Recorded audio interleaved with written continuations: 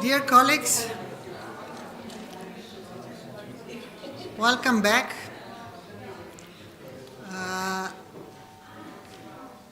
need sincerely to apologize for distracting you from the sunshine and bringing you here again. And also I'm very thankful for all of those who have the energy and courage to stay with us also this afternoon, where we are moving more and more close to the macro-regional strategies concrete works. But before we come to that, I've just checked the VIP room. I didn't see a lot of work going on already. Just to remind you, I'm pushing, lady, sorry, that there is work to be done. But one group did apparently activate themselves because we promised to have also the screen and the voice available in the restaurant. So please, you are really encouraged to come with the products by the evening. Saying this, let's go back to our agenda. I've seen before that you were been listening very carefully to Dana. She was very much to the point with some very important messages to us. So I'm most happy to invite her once again to speak to us, this time more concretely on communications and macro-regional strategies. Dana, please.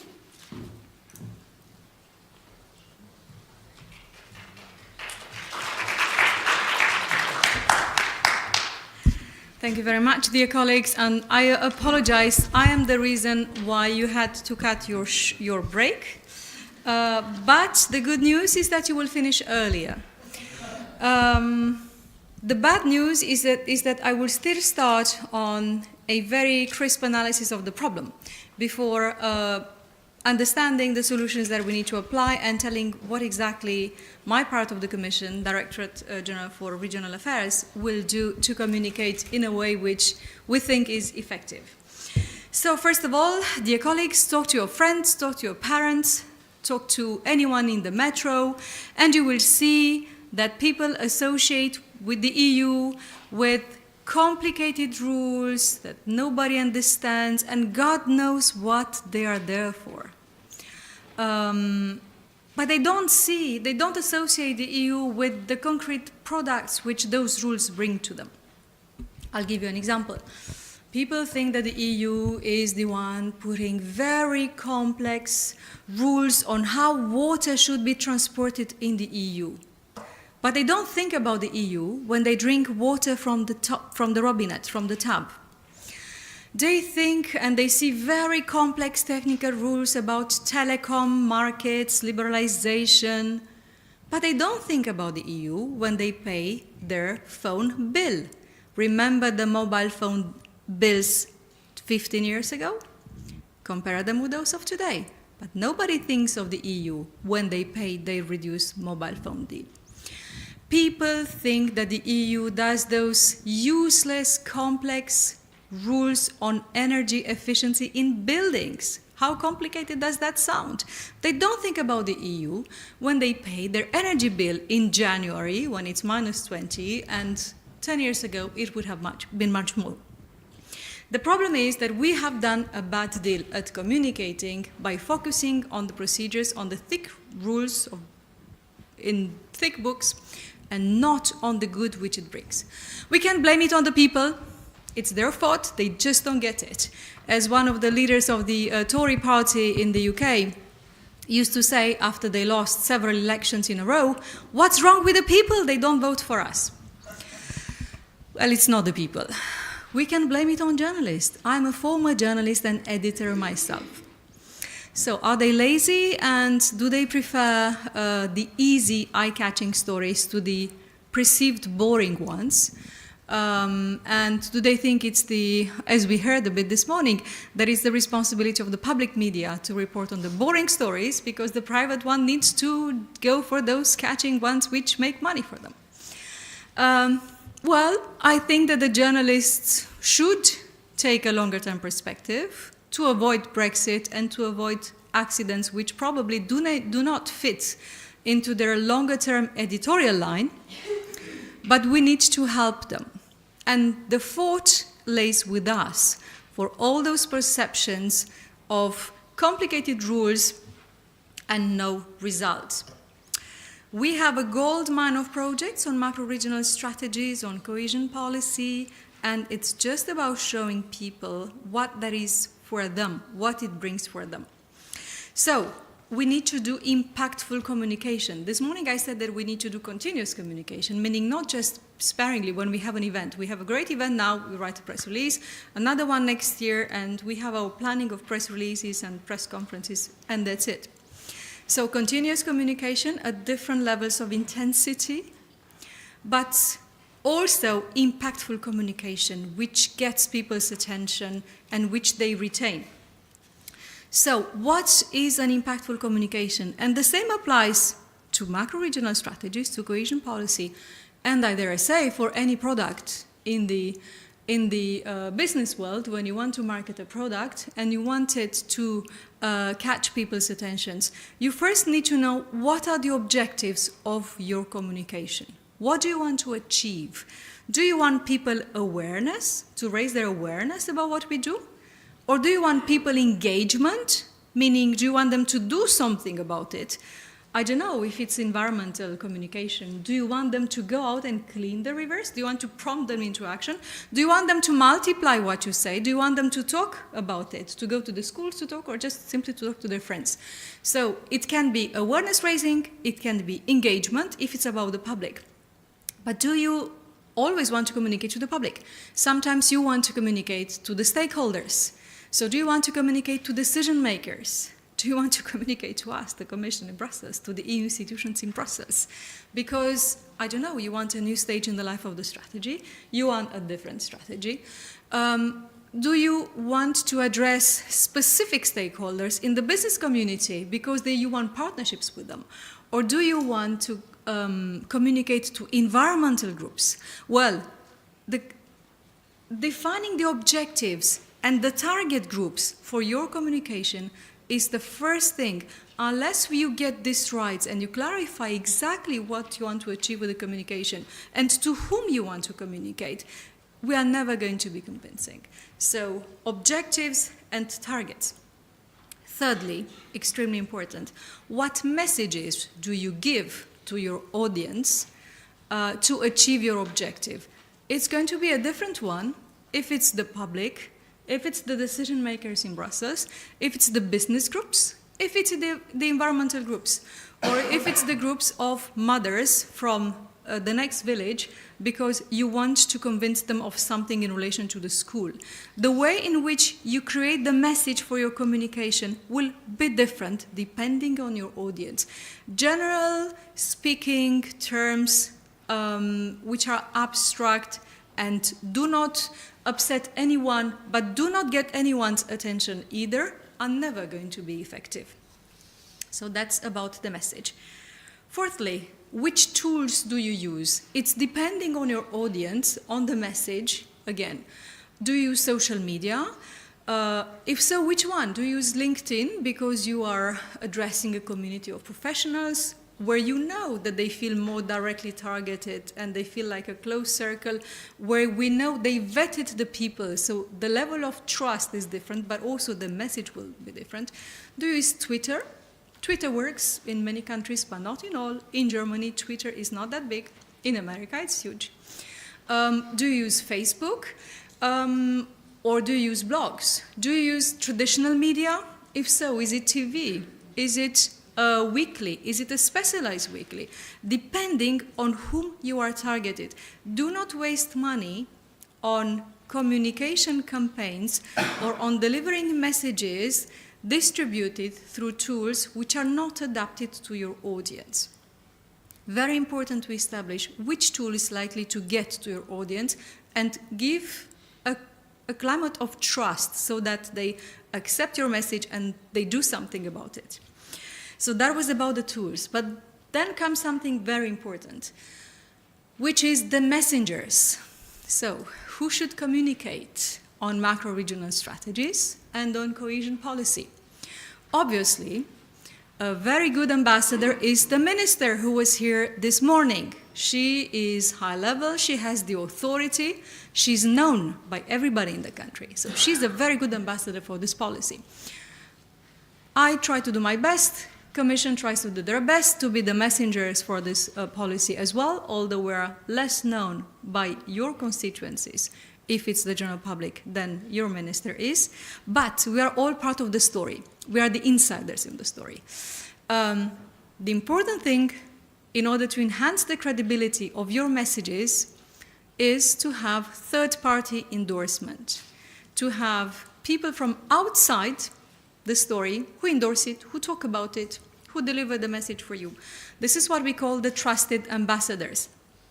Which means what? Which means that if a business person from the next village or from Portorož says that indeed the way he works together with the Croatians and we Italians under this project funded by the EU really enhanced incredibly the way he can deliver his products. Or if you have a local journalist who's known and trusted, who endorses your product, your message, or if you have another type of local celebrity, chef who cooks on Prime TV on a Sunday, if he says that he uses the best products that one can get in Slovenia, because how lucky are we to have this diversity of products, because we have a policy in the EU which means that small producers can be protected and can continue producing their agricultural products. This is third-party endorsement, which is much more powerful than anything that we do, even if we do it very well and according to the state of the art. Go for emotions. Go for the people's stories. Storytelling, as we said this morning. Yes, we can say in a press release that the European Commission or that the government adopted today through a delegated act the start of a project of 2 million euros which following the feasibility study will in the end perhaps lead to the start of a construction of something. You lost it.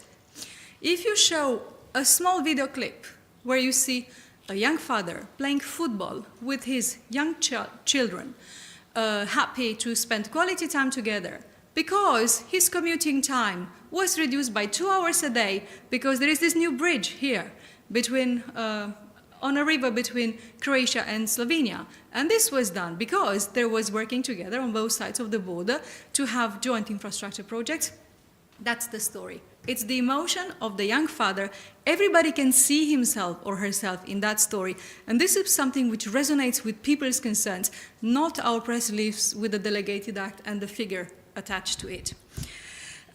So create emotional connection by talking about things that people feel concerned about. I'll give you an example. You can say that cohesion policy or any strategy created 10,000 jobs in Austria. Is it much? Is it little? Who can tell? It's just a figure. And who am I to know and who am I to care? It's not my job anyway.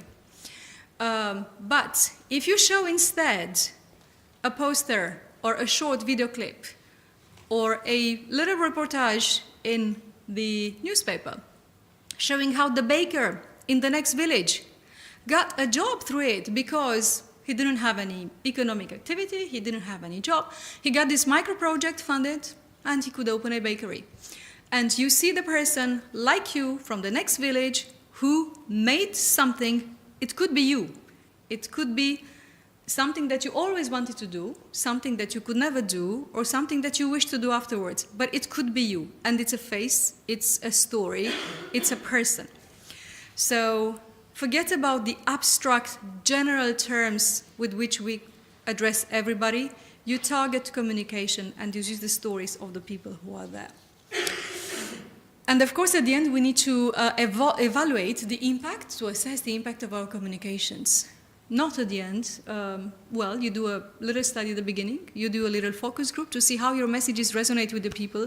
Perhaps the slogan that we find extremely clever, people will find pejorative, or people will find too abstract or too complicated. So a little checking, even if it's small scale, with your colleagues, with your friends, do a little focus group to discuss your core messages. And at the end, evaluate proportionally to your budget and the way we can. We know that evaluations are very expensive, to see if you achieved your objectives and how many people you reached and what they did afterwards. So, what do we do ourselves in DG Regio in order to apply these things which I'm telling you? I'm going to focus on 4 examples, which are our most recent projects, which we have just launched, and we work heavily on them over the next months and years. First of all, we have already launched a campaign targeting the youth. It's very right that we should talk to the youth in the terms that the youth understand and like. So that's why we don't do it ourselves. We work with a company which is mounting a series of road trips involving young Europeans, 18-21, that will go across the EU. We predefined some routes, and they will go from place to place in teams of 2, and they will report about what they see, cohesion policy projects. And they will report through their selfies videos, and they will talk about that with the young people that they encounter on the roads, and they will share all of that on a platform so that people from elsewhere in the EU can relate, can comment, can liaise.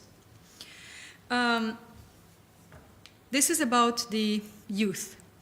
Then we launch a general public campaign which seeks to do precisely what I said, use the power of audiovisual material to present stories. So the initial planning, which we're now testing, is to produce microfilms of 1 minute, so micro documentaries of 1 minute each, presenting a story. So what did cohesion policy achieve in Slovenia? We'll take that baker that I was talking about, or we'll take that father playing football, but we'll take projects which really resonate with the people. So we'll take something that people can feel, that they can identify with. So this is a general public campaign which will run initially in 7 countries this year, and next year we'll extend it to another 7 or 8, and we intend to have a permanent feature of general public campaigning along the same lines over the next years. Because communication is not a one-off. It's not that we did a campaign and we are done. You need to maintain it. Then we are going to have a partnership with the media. I think I spoke about this, and Matija did as well this morning. We are launching a call for proposals to invite media to apply for grants. We pay them to produce journalistic content which is independent editorially, so it's theirs, we don't control what they say, and so it should be, in which they report about cohesion policy, and we'll select those likely to have the best impact and to reach out to a large number of people. They will probably they will produce their journalistic content until the end of next year or so. If it's a success, we intend to continue it. And probably it's going to be a success because many journalists in the EU are asking about it. And the 4th line of action is very important because it relates to another big principle in communication, which we only touched a bit this morning, which is making communication a two-way process. We are not here to tell the people what they should think. We are not here simply to spread. They're not passive receivers of our products, of our informations, of our press releases, of our statements. They should be invited to engage. First, we need to listen to them. So we need to meet them directly. They need to speak about how they see what we achieved and what they think should be the priorities for the future. So for that, we will launch a series of local debates which will bring together the local mayors together with the people doing business in the village or in the city, together with the NGOs, and together with that most important person, the normal people. And where we leave it, It's going to be a free discussion about what has been achieved in the region and where do they see the challenges, where we should focus on. These debates will start rolling out in the next month or so, and they will continue until mid-next year. And again, we'll assess, and if they work, we intend to continue them. Because these are four very important axes of communication to the young people, to the general public, through the media. It's not to the media, it's through the media, and then directly engaging people and inviting them to take part in the debates.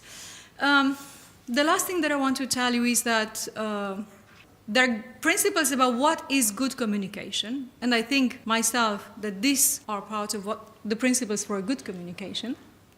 But also, in communication, there is a side of cultural context which one doesn't need to neglect, which one shouldn't neglect. And there is no one size fits all. So it's very important when you communicate a macro-regional strategy to have a consistent message about what's its purpose and what's its added value, but to decline it and to embed it in the local or national context. Perhaps even the national context is too large a scale. For countries like Germany, you would communicate differently to the people in the east or the west, in the north and the south, adapted to what makes them tick. This is the important thing, what makes them tick. In Slovenia, it could be the same. Perhaps people from this region laugh about different things than the people in another region. So always embedded in the local context, but have a general consistency of the messages. Because the golden principle in communication, I think, the last one, is to be simple. So you need to have a simple message, which is very clear, even if it's about incredibly complex issues like ours, but to repeat it incessantly. So simple messages and repeat always the same.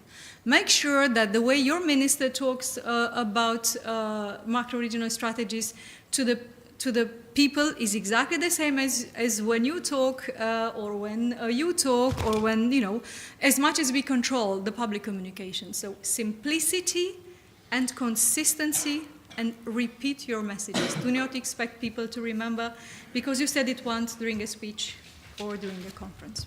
Many thanks.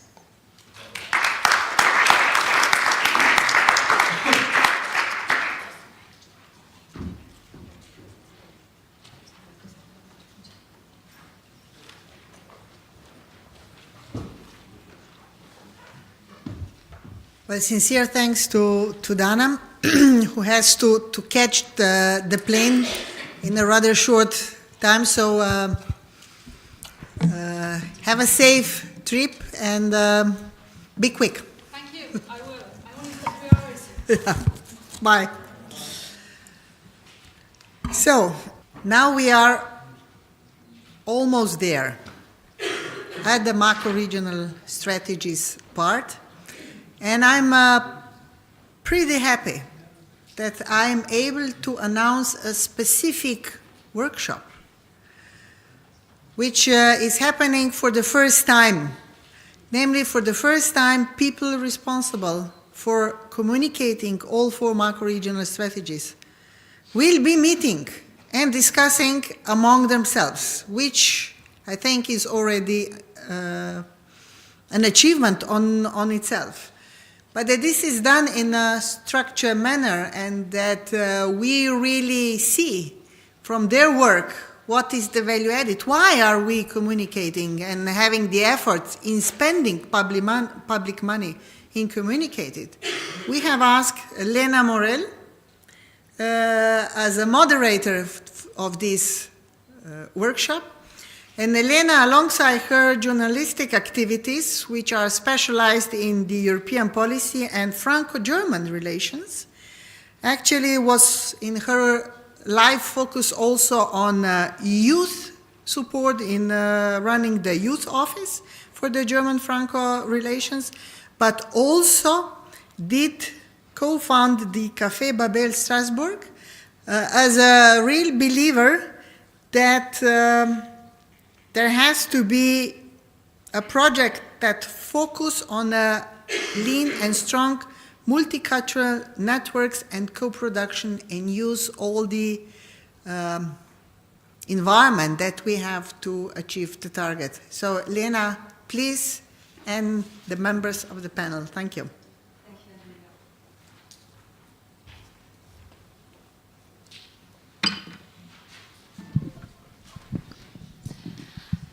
Yes, hello everybody. I'm very honored to be here today, and very honored especially because I have the feeling that I'm in the middle in a huge brainstorming amongst people who didn't met until now and who make work which is pretty similar in the different regions of Europe.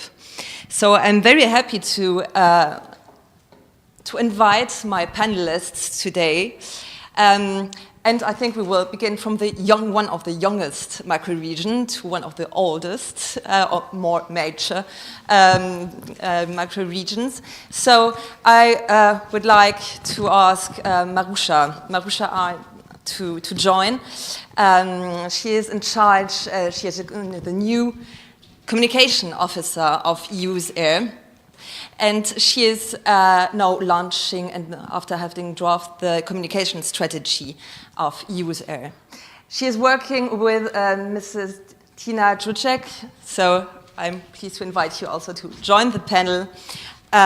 Tina is head of public relations at the Agency of Communication Networks and Services of the Republic of Slovenia, ARCOS. She is also a former foreign affairs journalist, and she is supporting Maruša in her work in EUSAIR. The next one I would like to invite is Emanuela Zilio. She is a historian specialized in European history and multimedia technologies. She is today here to represent the EUSALP macro region. She is supporting the work of the leader of communication pillar of the EUSALP strategy. I would like also to invite Matija Vilfan to join for the Danube strategy. He worked for a long time for regional development and cohesion policy within the EU. He was head of office in Brussels for the Danubian strategy, and in charge, of course, also of the communication. And last but not least, I would like to invite Kirsi Ahlman to join the panel. You already heard her this morning making an intervention to present the Baltic macro region. Yes, and you are in charge of, as a project manager of the communication, also of the project who is in charge of the communication of the Baltic region. Let's communicate. Yes, as I said, we have a fresh group here because everybody is still brainstorming about the work of communication officers for the macro region. So what you will experience today is really a live brainstorming amongst the people who are sitting here. We have 4 macro regions which are at different levels of implementation, which have different cultures of communicating to the audience or to a public. And I think that is one of the main issues here also of the discussion today. To make our discussion today a bit structured, before going into really the discussion amongst our panelists, I would like to invite each of our panelists to present the communication strategy of their macro regions. And it's up to you, yes, if you want, as you want, really. So we will first go through presentations of each of the communication strategies so that everyone also here is aware of what is made in the different macro regions to get some inputs and to think about along the discussion. So, I would be pleased, Maruša, if you want to begin about the EUSAIR. So yes, I will present to you EUSAIR Facility Point project. EUSAIR Facility Point project was actually established to support the development or to facilitate the implementation of the EUSAIR strategy. Actually, our work is, we are financed under the Interreg Adrian program. Actually, we are established as a project of 8 countries and 9 project partners. 2 of them are from Slovenia, so the lead partner is the Government Office of Republic of Slovenia for Development and European Cohesion Policy. And then we have 8 project partners. One is also from Slovenia, this is Municipality of Izola. And others are national authorities from Albania, Bosnia and Herzegovina, Serbia, Montenegro, Italy, and Greece. So one, let's say, work package of the project partnership is communication, and it is under the authority of the lead partner. And under this communication work package, this is actually the focus of this communication work package is to facilitate the communication of the EUSAIR strategy is under us. So what we did, we developed the EUSAIR communication strategy and EUSAIR communication plan. Under this, of course, we define the objectives, we define the target groups, we define the activities according to phases. And now we are in the first phase. So it starts in 2017, and we don't know when the phase will finish because of course, this phase is very important. You have to raise the awareness, not actually among the media yet, and among the outside stakeholders or outside target group, but actually internal communication.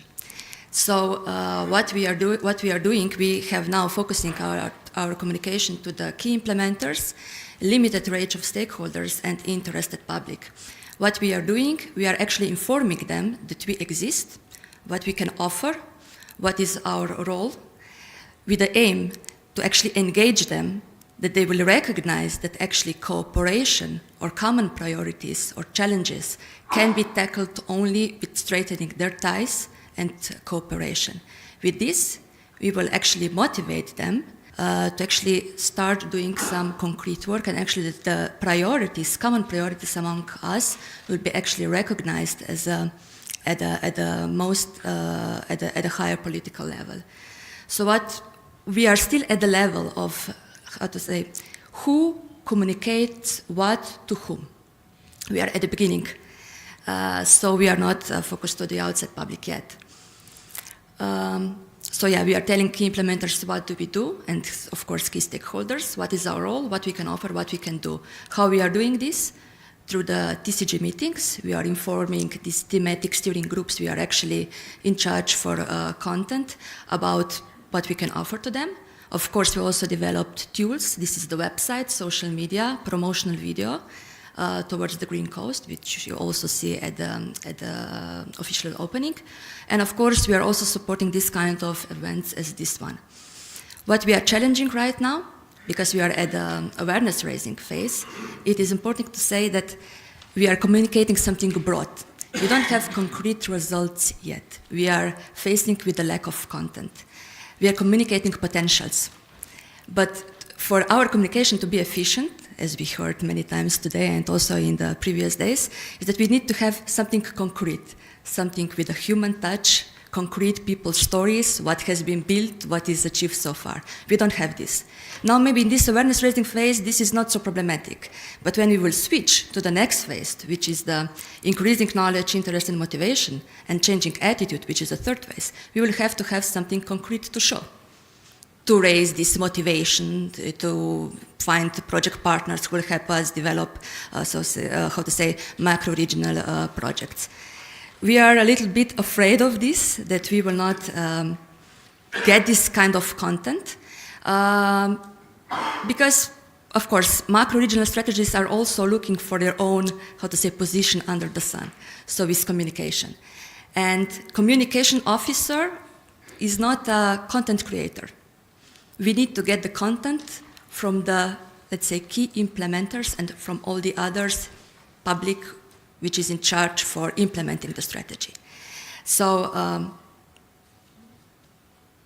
involvement of all the key implementers in this communication process is very important, because we need to get the content somehow, and the next step is how to understand this content, because communication officers at the same time, they are not, how to say, experts. So they need to have translation of the content that they are receiving to understand the content. And the third phase is how to spread this content out to the media. So we actually have 3 steps within this communication process.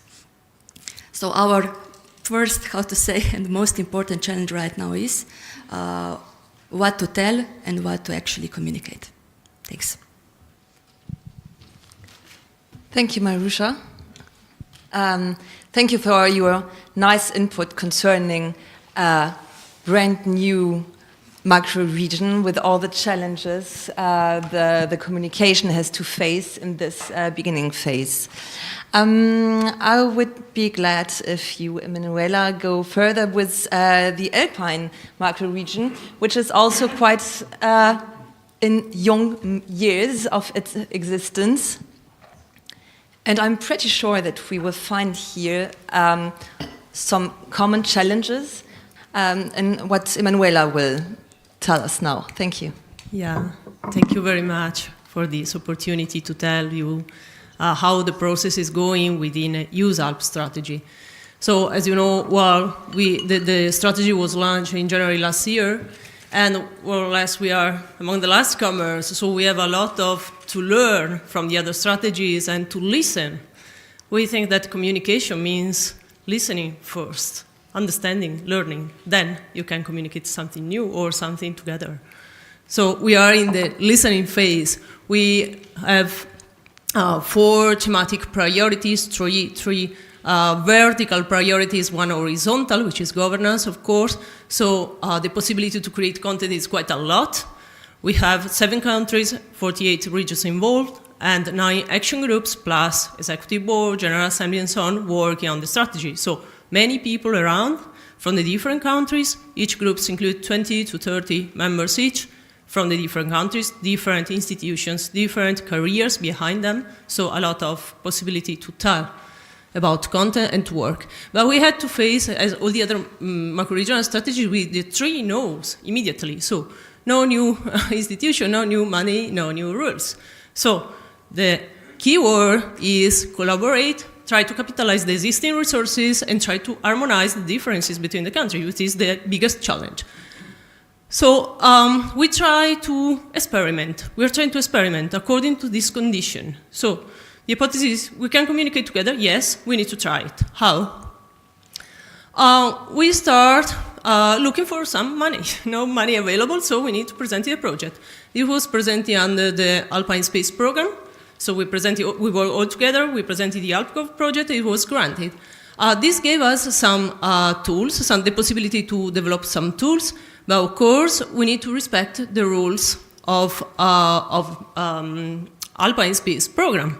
That means the creation of a specific logo for the project, the necessity for a website, and so on. So since the very beginning, we need to decide what was the message we wanted to communicate, because we need to sediment, to transfer EUSALP identity, which was a baby strategy, but we had to communicate also the project, which was AlpGov. So we had a kind of misleading situation at the beginning, and we had to decide how to do this. Considering the knowledge come from inside, we need to ask people working within the strategy to help to capitalize. So try to contribute to bring out the content. An agency can bring out some tools, but we need people working to produce the message. So, well, the logo was created for the AlpGov, but we try not to confuse it with EUSALP logo. And we try to work on the identity of EUSALP. So, capitalization was the key element. We had to consider the rules, and we had the necessity to consider how to avoid any overlapping or multiplication of other existing structures and messages. But the system was a bit rigid because, of course, each country region has its own rules, strategies, aims, and different players going on together. So we had to try to work in this direction. So the communication for EUSALP was the very first bottleneck because it was the very first moment in which all of us were asked to work together and to produce choral communication, one only message all together, and it is very challenging, it's very difficult. So the process, of course, is still going on, and this is the necessity to share and to involve different players in the same game, which is the complexity. Okay, just to show you that, for example, when considering the objective of our communication, when applied for a project, we had to respect the priorities the program gave us. So change behavior, increase knowledge, influence attitudes, of course, were the main elements, but since the very beginning, we had to consider this, even if the strategy was still to be built up. So to try to cope with that, we tried to imagine how to work, to experiment. And we created a kind of virtual system, let's say, still, very young system, but what's the possibility to manage without money, without institution, without a central office? Well, maybe we need to consider who are the players, and the players, of course, are the bodies and the groups working within EUSALP, the public authorities, policymakers involved, the stakeholders, the press and the media, the public, of course. And we try to create this kind of mechanism. So, well, we can provide a kind of communication coordination, but then we need people from the groups helping us. So we ask the action groups to nominate an editor or some editors to help us with the content from their own topic, and then try to get in touch with the press offices in the different regions to help in spreading the message. So already existing bodies, nothing new. So the communication staff just working as kind of coordination and collector and providing materials. The European team, the General Assembly, Executive Board, and so on, and the AGs, of course, and the server as the voice behind the strategy, and then all the targets. The point was that, when we talk about communication, we still use the word audience. That means the people you are talking to. But the point is that contemporary communication is calling for a dialogue. So it's not someone speaking, someone listening. It's two people listening each other, talking each other. And that's very difficult because you need to change the plane. So this is the mechanism at the moment. Try to help it with tools like EUSALP website. We are working on a platform of knowledge to get data and to have visualize data about the Alpine region and to provide stories about people, about projects, about success cases in the area. Editors from each group working together and trying to use the communication staff to support them, and then try to talk with the press offices and start spreading information. This is the idea to have a longer life for communication strategies, because at the moment we still have AlpGov project funding it. So it means until June 2019, we have some budget, then we don't know.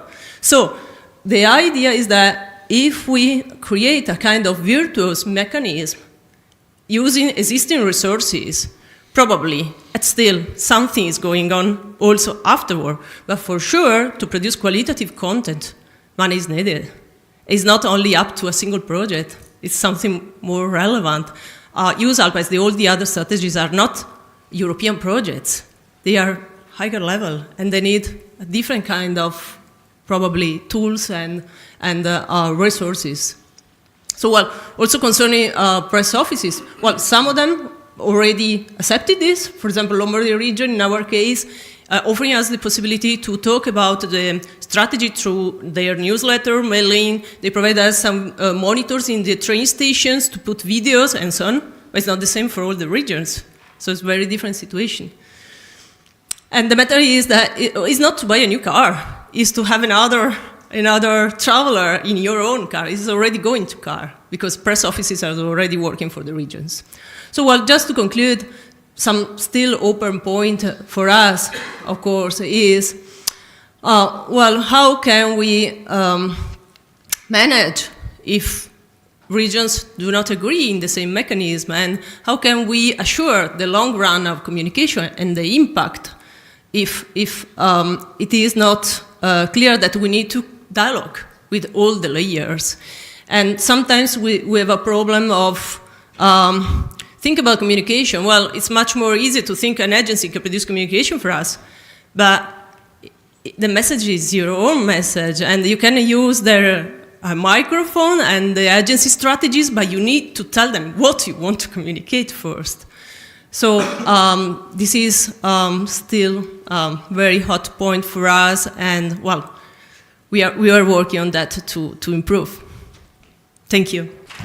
Thank you, Emanuela. I really like this notion of experimentation you introduced, because I think it's all about experimentation in the first phase. And you pointed out some challenges which were also already present also by you, Maruša, when you told us the way the strategy is going to be put in place for the EUSDR. I think, as you said, there is this matter of capitalization of what is already existing. And probably you can have some clues about how to capitalize on this by listening to our next panelists about the Danube region. Matija, please. The good practices of the Danube region in the history of communication strategy. Thank you for the word, and once again, thank you for inviting me. I will not talk about just good practices, because we also had some bad examples where we were not so successful. But I think the added value is that, we sit together and we can talk about them openly. And with your contributions, I think they are the motivation how to do things better. So I can only talk about the Danube strategy point in a limited capacity. Because Danube Strategy Point was started as an innovative project as a strategic support office for the 14 countries. It was founded in 2015, in June 2015, with a seat in Brussels, far away from the Danube, in the representation of Baden-Württemberg, and it's ending in 202 hours. So it's ending in 10 days, the project is less than in 9 days, the project is ending. But I can tell you what we had the experience in communication in the first phase and what we were planning for the next phase. This is a teaser, a motivation, and we hope that this will be taken up in the future. When we started with the Danube Strategy Point, one of our key actions was also communication. And the question that we posed to ourselves was, how do we see ourselves in this role, what this office should do? And I think our vision was to be a knowledge and experience sharing or managing center, not more. And we had 3 simple goals for the communication. We said, first of all, we stepped into a jungle. Lots of information, conflicting information, incomplete information. So we said, how can we share, how can we communicate if we don't know what the macro-regional strategies are all about? Really important notice was that the macro-regional strategies are not just about the projects. And I think this is the mistake that we often made. We wanted to communicate projects, but this is not all about the projects. And I think this has to be repeatedly continued. So the second point was the language and visibility. If you go to a meeting like this, you need a translate table, because we don't speak the same language. And with Andrea, we often were asking ourselves, for goodness sake, do we need this translation table? How can we say, how is this beast of priority area coordinated called in another strategy? Is this the same? You look all the time and I admire the people from Slovenia because they sit in 3 macro-regional strategies and they have to know the vocabulary, 3 different universes, and they have to understand them. It was not easy. I think the language is really important. It's understandable for internal communication. Yes, we did that, but we have, when we communicate with the outside world, I think the challenge also for this group would be, let's simplify the language, let's come closer to each other. Also was the thing that with visibility. If I ask you, what's the Danube? Do you have an image of a Danube? Do you know what it's all about? No, there are 2 arches. One of them is golden, the other one is blue. In the past years, we had the rainbow of this because each priority had the liberty to change it, to add words, to add wording, and it was losing the momentum because there are just 2 arches with blue letters saying Danube region, not strategy. Strategy comes very just below it, but no, just Danube region. And he wanted to capitalize on that and to be recognizable. And the third point of the education of our strategy on communication was to be an education and knowledge manager, the manager of the network. We wanted to, since we have the information, we collect it, we want to also communicate with the people that are actually on the ground, the people that are communicating this. First of all, yes, internal people, but also we started a project to work with the local press, with the regional presence, with the presses. So I think the fourth element would be in communication for all macro-regional strategies is sustainability. I think it has to be done in coherent, in a way that's going on, that's present, and that's the key message. Because if it's not dealt with constantly, if we don't have the exchange of the knowledge as we have now, I think then the communication loses its edge because everyone has to learn from the scratch. But that's not necessary. I really thank you, Matija, for this positive input, which comes from experience, but very nice insights about what can be done in terms of communication for the macro regions, also for the future. And I think that you had very nice propositions also to make about what can be done between the different macro regions to optimize the work amongst you and amongst the macro regions in terms of communication for the macro region. I would like to invite you now, Kirsten, as a representative for the Baltic region. You know, and I will repeat it, but a lot of people here also know it, that the macro regions are looking up to the Baltic region. It's like this for a long time now, because every time I'm somewhere hearing something about macro region, I also always hear the Baltic region. So we will have some insights about what your work is within Let's Communicate. Okay, thank you very much. First of all, thank you to the organizer for this matchmaking, finally. And we've heard yesterday already, but during today, about the youth and the older generation. So I'm really happy to represent the older strategy here now. Yes. Well, first of all, I was asked to present some messages related to communicating a macro-regional strategy. There are, of course, many, but I chose to just stick with 2, which one of them I already said out loud last night, and that is that strategy is nothing without implementation. That's my first message. My second message stems from the experience from our Let's Communicate project, and that is that more coordinated internal communication will contribute to the improvement of external communication. There is definitely a link between the 2. So, communication strategy. We have had one since 2015. It was developed by a task force from different organizations in the Baltic Sea region and then adopted by the National Coordinators Group. And why did we develop this strategy? There was definitely a need for more coordinated and coherent communications of the strategy. This was noticed by the Commission, for example, the National Coordinators Group, to name a few. And what did it include, this communication strategy? Well, for example, among other things, it introduced a set of things that should be set as first priority for the communication for next 2 or 3 years. And then, of course, we have this, but the question comes, who and how? I'm repeating myself, but I just love this slogan here. A strategy, even a great one, doesn't implement itself.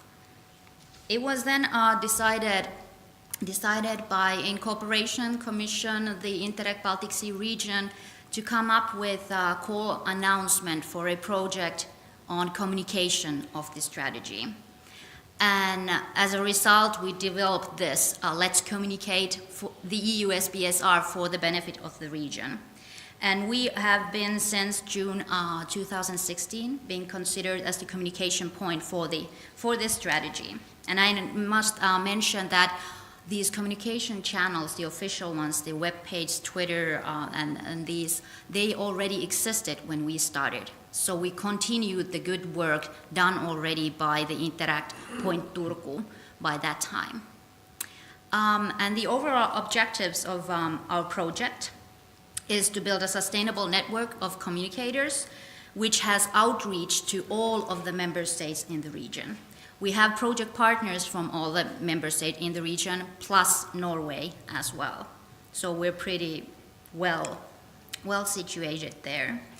One of the tasks that we have is to identify the best practices for the communications and also to think a bit beyond the project time, because we are talking about project money, started June 2016, will end in spring 2019. And as you said also, what happens after that? We'll have to think about that soon. And also, we intend to bridge these gaps, identify gaps between internal and external communications. And in practice, what we do is we support and facilitate the work, communication work that those key stakeholders, these policy areas, for example, are doing. That is what we try to do. And that requires constant context. And I think that's something that we have succeeded pretty well in being in close contact with all the different 13 policy areas, the Commission, the horizontal actions and such, NCs, of course, and I think for the first time also the flagships, the project level, that's where the stories come. And when thinking about this division of communication between external and internal, the challenge that we have is an external way, how to get new possible stakeholders involved, how to present these things in a manner that excites them and how to include them in this field. And then the internal communications, we need a more coordinated and more unified approach. And that means also cooperation between countries. For example, with the national coordinators, we have discussed a lot about the situation on, I'm not going to name any countries here, but let's say that some countries have very much information on their official web pages about the strategy, concretely what it means to people in Finland, for example. And some countries have less. And we intend to and try to unify this situation in cooperation with the national coordinators. And so here, just to repeat myself, that the internal and external communications do have a link. And I have here a picture. Oh, maybe not. Maybe I'll just stay here. So I have a picture here of the policy areas and horizontal actions. This is by no means a complete picture of the strategy. It should include commission, national coordinators, projects, and such. But this is just to give you an idea. If you think of this picture here as a model of business organization, what if Department Energy doesn't know what Department Secure is doing? where does that lead? What if they do everything differently? What if everything that they communicate outside looks different? Where will that lead? And the question is that where is the added value of the macro-regional strategy then? So what I'm saying here is that the flow of information is crucial in order to understand throughout the overall development and results of the framework or a business, however you want to put it. Because this is where the stories happen. Here, on this level, and of course a level below this policy area level also the projects. We do not talk only about the projects, but we have to talk about the policies and those processes also. And if I think of some concrete examples that we have achieved by now, I think one of these is that we have created, we have an external newsletter, but we also have now an internal newsletter. Because we can really learn from those policy areas among themselves, can learn from the ways that the other is working. It's not only about those success stories that projects create, but it's also about these like boring administrative things you do. Hey, I could do that actually better. And that strengthens the image you have to external audiences. We have also, during the spring and summer, in cooperation with the national coordinators, put up to the official webpage all the memos from their meetings, rules of procedure, because they want to open up what they are doing to those different levels as well. And also, if I mentioned that a department, energy, doesn't know what secure is doing, a good example of cooperation and common interests and synergies is that next month in Latvia there's going to be a seminar organized by energy and horizontal action climate together. So there are these synergies. They do not work alone, but they should know what they are doing there. And then just to remind everyone, keep calm, implement. Thank you.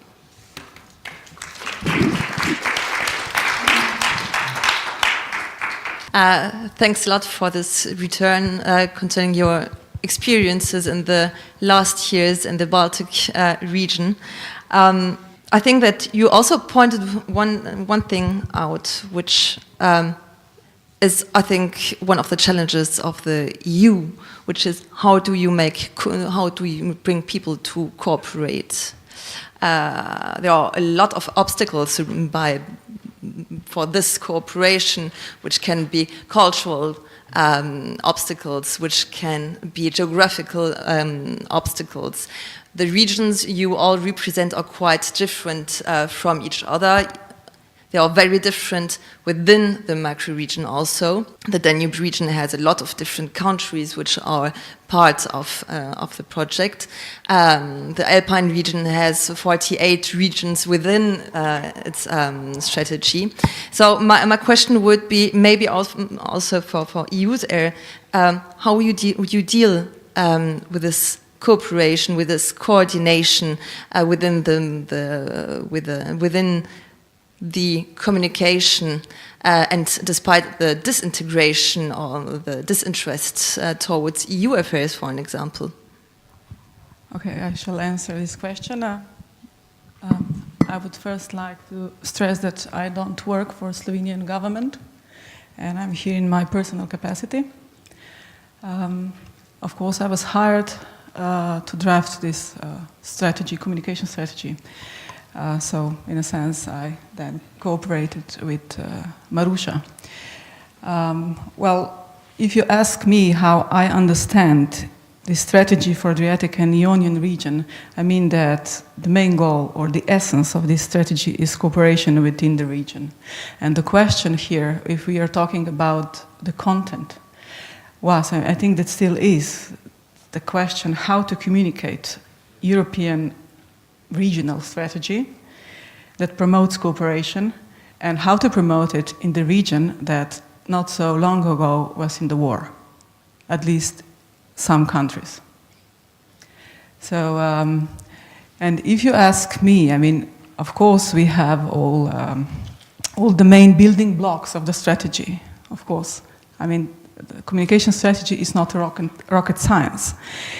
But I think that to answer the question how to implement the strategy, I think that the key to success is actually collaboration and communication between stakeholders. And when I say stakeholders, I mean not just those that works within the strategy. I'm talking about local, regional, national authorities.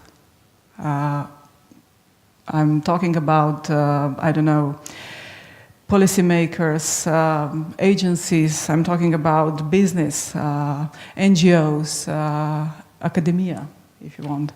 And I think that, as Maruša also said, we have a problem that, well, first we are the youngest strategy, and then the second problem is that we don't really have a content in our hand. But the question now is how to first detect these stakeholders and then invite them and support this cooperation. I think that, for example, meetings, public events are kind of tools actually that we can use, and we also establish some. We try to establish so-called stakeholder platform that is actually a virtual meeting point. So the aim is that stakeholders could meet somewhere, could maybe develop some project, maybe make some joint ventures, maybe, exchange the knowledge, maybe, exchange the experiences.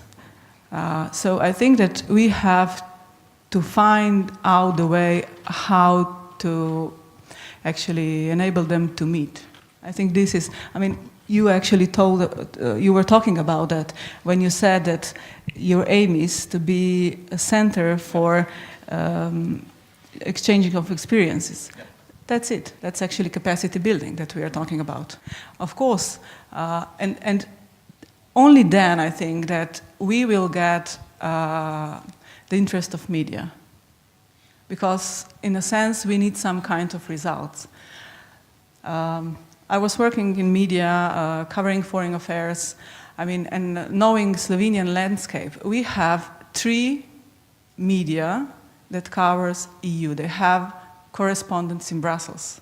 National TV, National Press Agency, and the biggest newspaper, d.o.o. In our register is around 90 radio stations, it's around 80 TV stations, and I don't know how many newspapers. I have no data right now, but and we have 3 houses in Brussels. That shows us that EU is not a story. So we heard today that we need some stories that are interesting, of course, for people.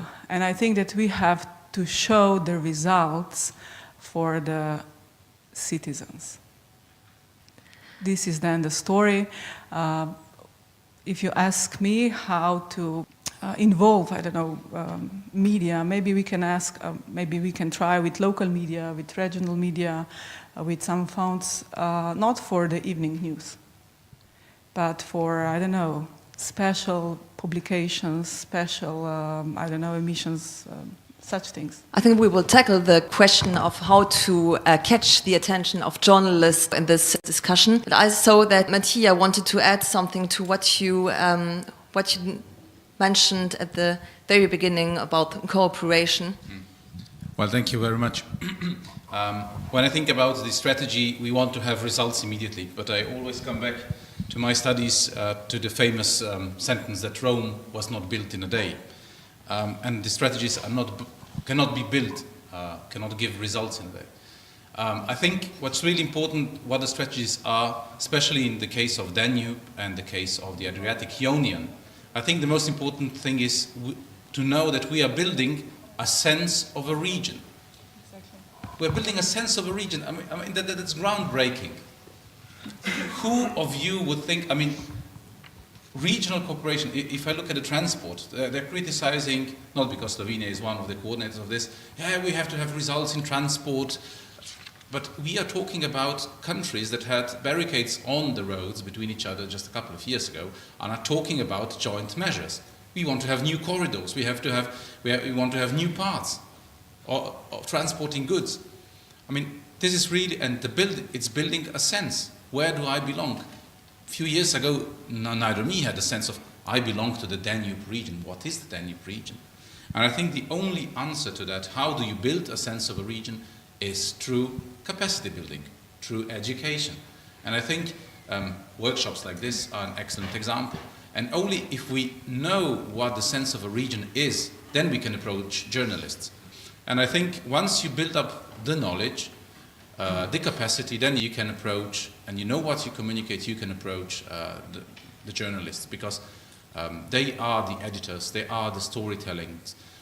We approached, in the beginning, our plan was to approach, because we communicate in a language that people don't understand. We tell stories, we had a publication, success stories in several languages. For the first time, in the Danube region, we celebrated the language diversity, because we had a publication not in English, but in local languages. But we communicated not in the right way, because, yes, it was a teaser. But what we need from the journalists, and I come back to yesterday's intervention, was that the role of local media will be even more important. And I think that's the teaser for them, and the plan was also with Euranet Foundation to try it and to localize the stories, because then that's building up the sense of a region. And I think only through that, through localization, capacity building, and then through localization, you can build a sense of a region. And we are doing that. The meetings are building a sense of a region, working together. It's very pleasant to hear also the whole engagement which is behind, which is much more than communicating. It's also already feeling the engagement of the communication officers in their region. And I think they are one of the best ambassadors. If we think about what Mrs. Spinant said in the keynote speech, when I listen to the different communication officers, or the ones representing their regions here, I think for the moment we don't have better ambassadors than the communication officers themselves. We also said this morning, at one moment in time, I've heard that the job of a journalist is to translate European policy and European issue to something citizens can understand, which is totally right. And I think that from what I heard now is that your job is to translate what the experts are doing into a language the rest of the world can understand. How do you deal with it? How do you deal with this link to create a content, a message from what you get from your experts? Do you have an experience, for an example, Emanuela? Okay, sorry. Yeah, we are starting the process. So we are trying to figure out, to experiment, as I told before, considering communication.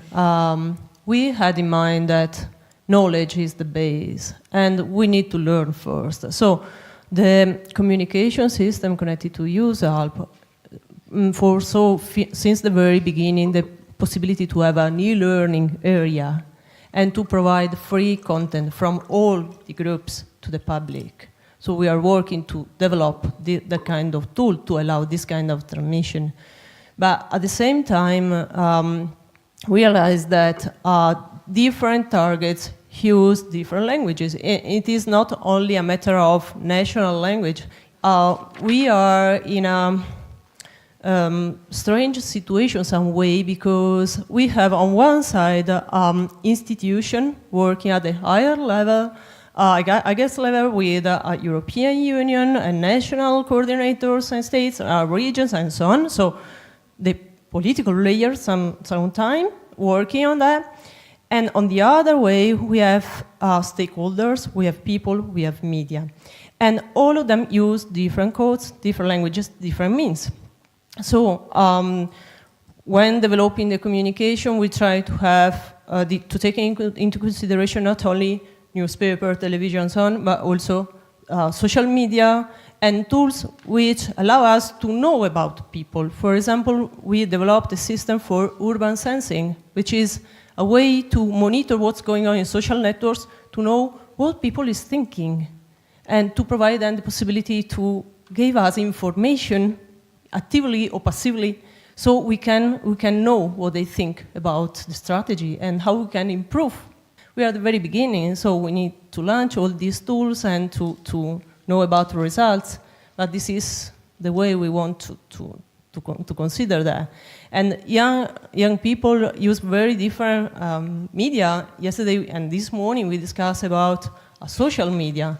Social media has very different tools from the classic tools institutions are used to manage. So they're some way scared about what can go on. Because we need to launch the strategies, but to launch the strategy, it needs active people taking in their hands the strategy. That's young people. They're using other ways to communicate. So there is a gap some way. How do you manage this translation from the expertise, from the level of expertise to the level of communication? You are maybe also in the Baltic region. How do you deal with this, with the creation of the message from the operationals to what you should then explain to others, broad public or the journalist? Yes. Well, as a practical example, I will take something from our web pages, which is blog. When our project started over a year ago, we invited all the policy area, their experts, to write a blog, to say something. What do you want to say? What do you want people to know about what you are doing right now? And we understood that the situation was that some have more resources than the others. Some have one person working fully for that. Others have somebody doing it a day in a month or something. So we just decided that let's start with the most, I'm going to use quotations, most willing, and then continue from there. So what we have noticed is that when we get this blog text, they usually, well, not usually, I'm not going to say usually, sometimes tend to be very technical, and when I read it, I'm like, okay, I didn't understand what it said, maybe I should ask some questions further. And we have now developed this system of, okay, we get the text, and how do we put this into a more communicative context? The first thing is that we will try to find 1, 2, 3 messages there. If we have to clarify something, we contact the writer. And then we always ask them, what is the connection of your story here to the strategy? Sometimes the answer is, oh, sorry, didn't I write it there? I meant that. Because they take it for granted. They have done it for some time already. But in many cases, it's the answer is that I really don't know. This is just what I do. This is what my organization does. They are representatives of their organizations, especially big ones. So that's the main thing. We want to get out of their text. What is the connection to the strategy? We usually find it there, but it's not something that you get the text and you publish it. You have to work with it a lot, many times. I think that one topic that everyone was now speaking about in the last minutes is how bring all this to the journalists, to bring it to the new channel then, because communication is one thing, of course, and the other thing is then bringing it to the journalists so that they can deal with it and bring it to the broader public. There are really a lot of topics which are related to the challenges of communication, but time flies, unfortunately. And I would really like to concerning this work with journalists. Maybe to ask Mirella to join. Yes, sorry. We will have some questions, of course, because we have a nice discussion at lunchtime. Mirella is from Danube Connects. I'm from the Euranet Foundation. We both work as in media, working with cooperation, trying to cover the EU in another way. And we had nice discussions about what would be our expectations from our policy officers who are here to bring our topics in the media. So maybe you can say a few words about Danube Connects, and then we'll go further with discussion and with the questions of the audience, of course. Danube Connect is a magazine in 2 languages, in German and in English, and it was founded by Sabine Geller. The next year, the magazine will have birthday 10 years, and it's all about stories, all about the projects, events of all the countries the Danube is crossing, and all the countries from where the river is going into the Danube. And yeah, we are trying to report about all the things that you cannot read somewhere else, because the media houses, the big media houses, they are not interested to report about it. And the magazine is read from NGOs, in the schools, in the universities, even in Brussels, and much of European journalists. So. Thank you. My question would be, if you had the opportunity here to ask our communication officers for good stories you to report, what would be your expectations from our panelists here? First of all, it's very for us it's very interesting if we get an email, not on PR text as usual, you know, how do we learn it in the school, the text you just copy and paste, and you put only the differences from the other one. But it's very important, first the lead text, it's really important, and it has, as we talked about it, it has to be very interesting. The other one thing, a journalist doesn't have time to read a Word document about 2 or 3 pages. We don't have the time. For example, is a short video about the theme. So if I'm interested on it, I will contact you, and then I will ask you for some more informations, you know. So give me the time and give me the choose that I'm choosing if I would like to report about it or not, you know. So don't send me books of text, you know, or some press pictures I can find somewhere else. But send me a short one, the best one, video, and then we can decide. Please. Thank you. What we had in mind, maybe this is it was a long-term plan, was to just have openly accessible but reliable database of the project, of the information. And that would be both accessible for external. The important thing is, again, if you have the capacity, if you know the issues, so if you know the people, the journalists that can access this information externally. But that has to be managed. That's really important. I had the privilege to have the liberty to dedicate to find a colleague that had the knowledge that was a hybrid between a civil servant and a journalist. So he knew how to write a teaser to a world of a journalist. So the idea was to have a database and then just to send weekly or whatever it pops out, just titles to a network of journalists that we would work together beforehand. I think that's, for us, it's really important. And the second thing is, when you communicate, the preface to that would be just to publish statistics about the region. Danube region, place of 100 universities. Danube region, home to 150 million people, to millions of SMEs. And that would be just a teaser, and maybe, I don't know, SMEs now functioning on the border region, creating more income than others on the border region, creating more. And that would be just a teaser sent weekly to journalists. I think that's more important, at least for us, we'll see more important than sending newsletters. Especially journalists don't have time to read newsletters. Just send titles. And maybe that's a way out. We saw it like that. Maybe it's a good opportunity. maybe worth discussing afterwards. Yeah, just a short comment concerning what my colleague said, that it's pretty clear people do not have time, so need short videos, very impacting videos, titles, but this is very conflicting with institutional times. We spent 2 months to validate one newsletter in EUSALP. It was the first one, okay, so that's the measure. Social network videos, all these channels are fast channel, and if we want to reach the target, the active target, that's the time. Otherwise, media are not interested, no time, basically. Maybe the content is fine, it's rich, it's good, but no time to go through it. So we need to find the way, and this is really to have another kind of speed, I think. The other one thing which is very important is, for example, if I get some PR text and then you can have an interview with this politician or another one.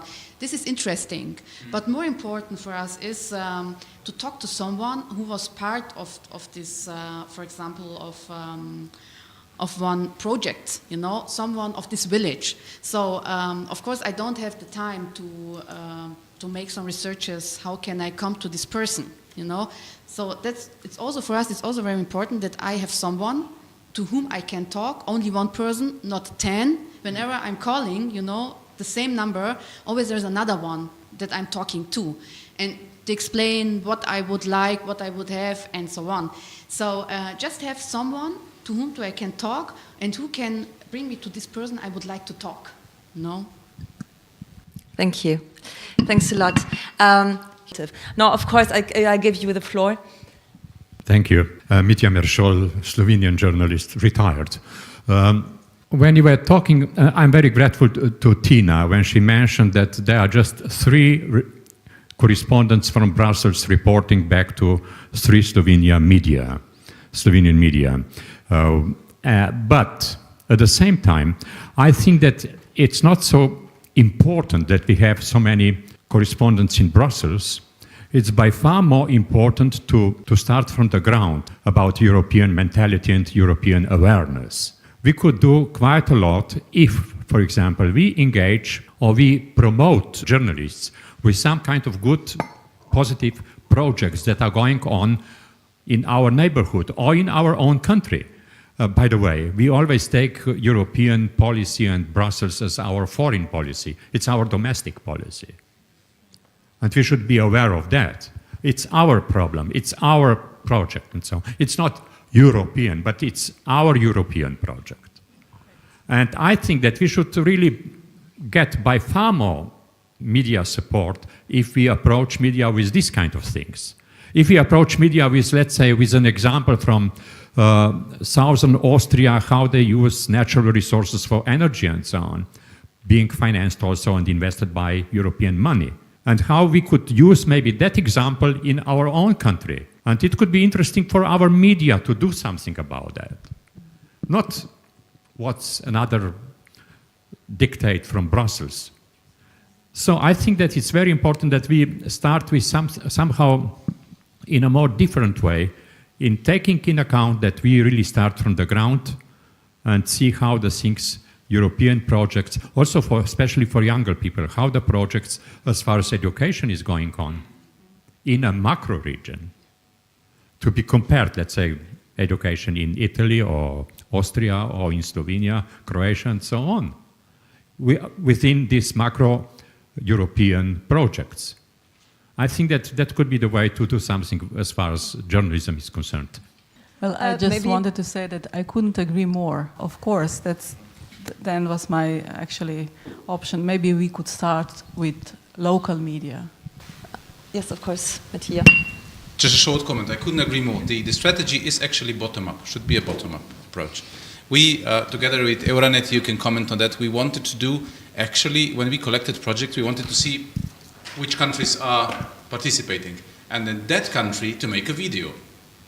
And that was, I think that's the most messageful that you can approach, that people feel that about it. It was about energy, about the parks, there was floods, practical things. And I think this rethink, we should rethink again.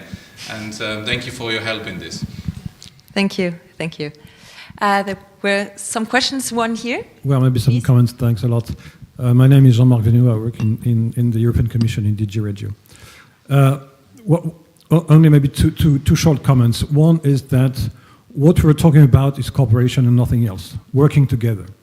I mean, regardless, the fact that it's within a macro region, in an Interreg program, cross-border, transnational, whatever, interregional, I mean, there are several tools supporting cooperation.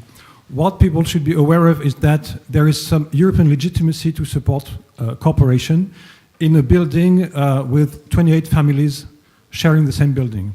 Well, 27 in 2 years' time, but I mean, there are two ways of doing. Either you just lock your door when you're back in your flat, and this is one way of living, or you just try to make sure that when the lift is broken down or where the bulb has to be changed in the corridors, there will be people working together to just make sure that the common parts of the building are still in order of being used by all the family or all the families.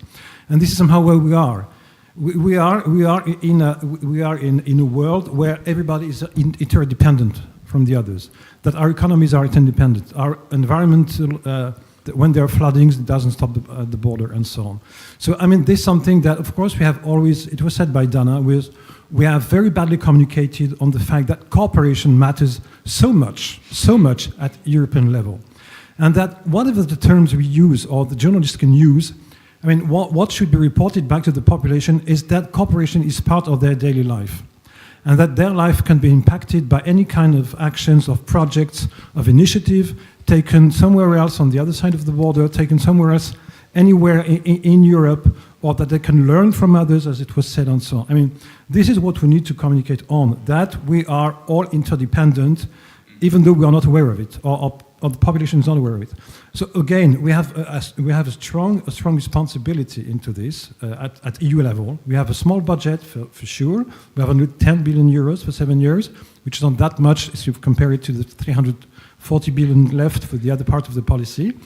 But I think this also, and going back, of course, to something that was raised several times during this conference, the question of education. I mean, we need to be more educational also towards the journalists, but journalists also have to play their part in the education of the population. I mean, when I read the papers, I go on any paper now at the moment, what I see is about the hurricanes, earthquakes and so on, which of course is a tragedy and it needs to be reported back to the population and to anybody in the world. But I think sometimes I would also like to find something else in the papers which would not talk about the earthquake, because I know that if I switch on my TV, I will be informed about the earthquake. So if I read a paper or if I go on a website, I would like to also find something more. So this systematic alignment of news everywhere in the world is something that, as a citizen, I cannot stand anymore, to speak frankly. You know, this is something which is really, which is a pain. So this is one comment. The other comment is that we should not underestimate the maturity of the different phases into the so-called macro regions, any kind of cooperation initiative, meaning that some of them are still at a very early phase.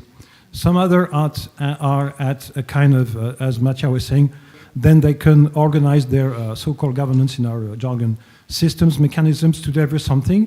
In a third phase, where maybe the Baltic is now, which is the kind of maturation or maturity phase, which would be able to deliver some concrete results through projects, for instance, or any kind of development, policy developments and so on. And I think this is something that should also be explained, that whether you are still at the early phase, the result will be that you get into this cooperation approach, people talking to each other. Rok this morning was saying that 10 minutes from here, they do not even know each other, you know, on the other side of the border. This is the first step. This will be a result. The second phase will be that you are able yet to build something that shows to the population that, you know, there are things moving in the region for the best, hopefully, of the population. And then in the third phase, the results as such will be those so-called stories and concrete results that you can really base and give evidence to through whatever video and outputs and then results and impacts on both on our side but also on your side. We should be able to agree on this kind of common denominator of first vocabulary, we are talking about cooperation. We are talking about working together and nothing else, and not working against each other. And the result of this is that this is not a power game. Cooperation is, at the end, that you are winner, we are all winners. And we are winners in the way that we are improving a situation that has been defined altogether. And I think it's something that we really should try to build on and to work on. Because otherwise, it's clear that in 10 years' time, macro-regional strategy will still be, if they are still there, will still be something that was just a nice dream from some politicians who, by the way, have already got now to another political agenda, because some of them have already changed their mind in 1 year time. You can also see that from time to time. So there are also those who still needs to be convinced, even though they were the one asking for those strategies. So I mean, this is a huge responsibility, shared responsibility, but I think we have to find it through this cooperation approach, working together and communicate on this. I thank you for your comments. Before, maybe if someone wants to add something, I just wanted to answer your comment about journalists. I think that you address here exactly the journalists who would like to change things and to see Europe elsewhere than in just one paper magazine or the productions dedicated to the EU. So I totally agree, and I think we have to address all other journalists which are not present today. Do you want to add something? Because there are a lot of questions here. Thank you. I know what you mean, but on the other hand, it's not the fault of the journalist if you read too much about earthquakes and other things. This is the politic of the media houses. So the journalist who is working at a media house, he has to do it if he wants or not. The other one thing is you are talking about the budget, it's so low. Is it not your responsibility to have more budget for us, for having this network between us? There are some concepts for doing networking between all the Danube countries, for journalist schools, for developing them, for helping them, but we didn't get the budget of the European Union. So perhaps you also have to say, okay, there is more need about it, so we need more budget for it. I mean, it's not. I just can come to you and say, okay, this is our financial plan. We can do it, but if you don't pay, what to do? So we cannot handle it without financing. Maybe yes. If you have questions, with pleasure. We have to keep them short, if I may. Super short. One question and one invitation. The question is, before coming here, I learned that the Slovenian presidency proposed in this EUSALP, Alpine strategy, to have quote-unquote a pillar, horizontal pillar on communication, meaning you guys meeting from time to time and discussing communication. Do you think this is a way to go? This is the question. And then, okay, it's quite rhetorical, I can imagine. And then the second is an invitation, because already since some year we have some network of communication officer dealing with how to communicate EU funds in place in Europe, and we meet a couple of times per year, and usually the best idea they really come when you share your experience with the others. So the next meeting will be in Brussels. I think you are invited to come, and this will be a good also opportunity to exchange with other people who do the same job as you do. So you will all receive an invitation in the Yes, next question. I work for the local press office in Tyrol, who will have the presidency in 2018 of EUSALP. And I like the idea that you do want to ask us to help you, because I think that's the only way to get to the local journalists. As you said before, it's a bottom-up strategy, and I have the feeling, listening to you all explaining your different strategies today, it's a very up, top-to-down strategy, because we haven't been involved at all. And also talking about the budget, I mean, I already work for the Tyrolean government. I have my pay, so I'm here already being paid.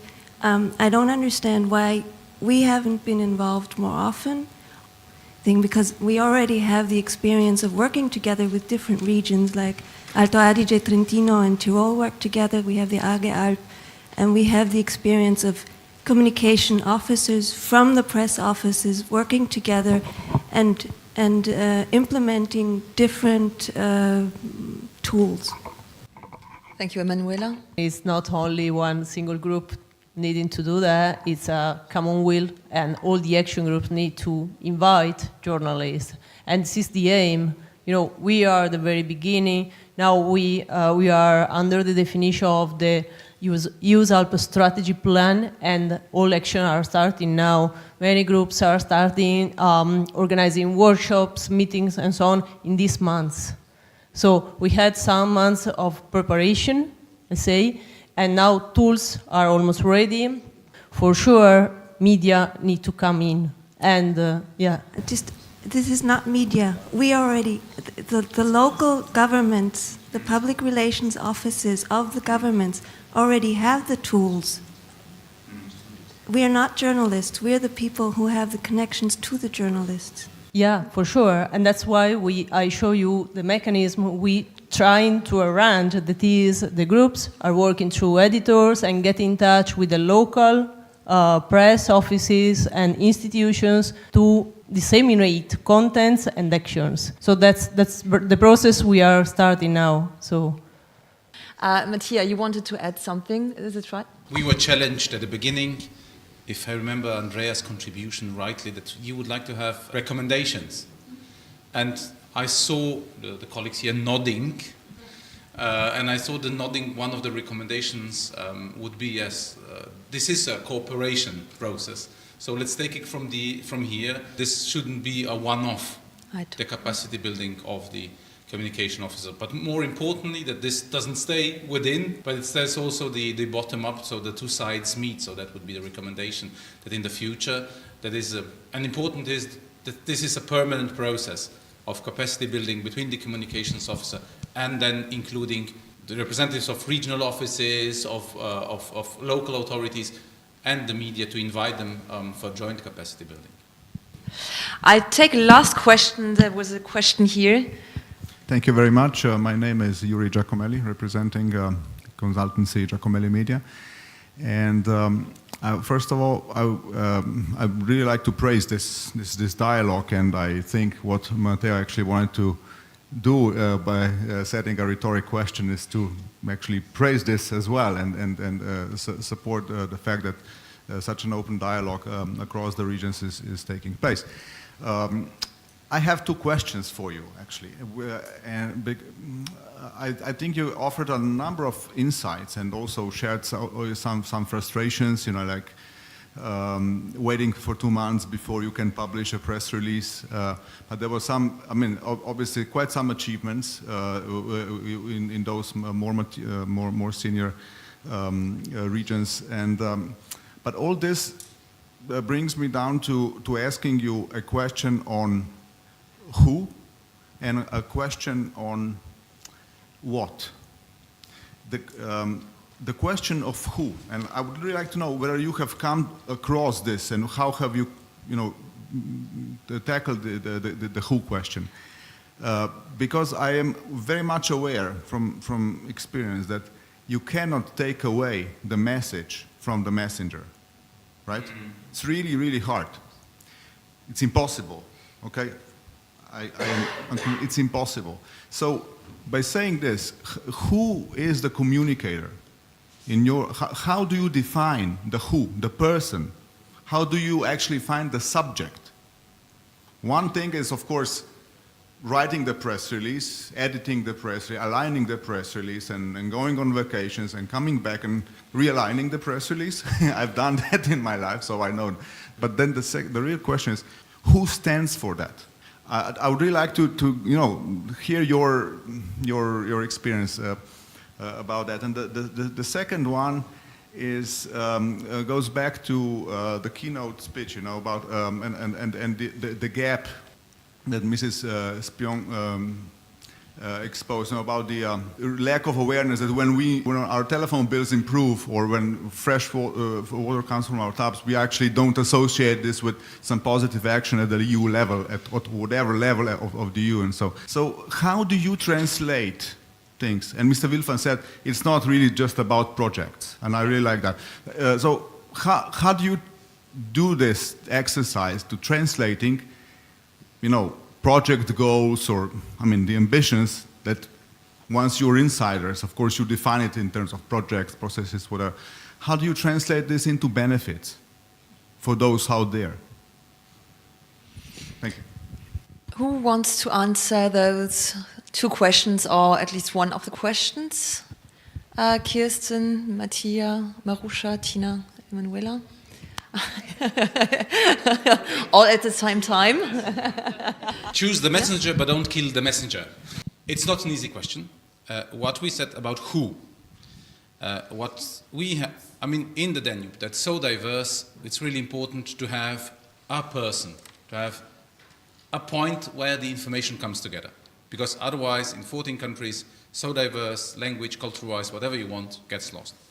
What we did, our philosophy was, maybe it was completely wrong, I would more than happy to hear your feedback. But what we did is, we heard the information, project from an initiative, it was not a project, it was an initiative from a corporation that started.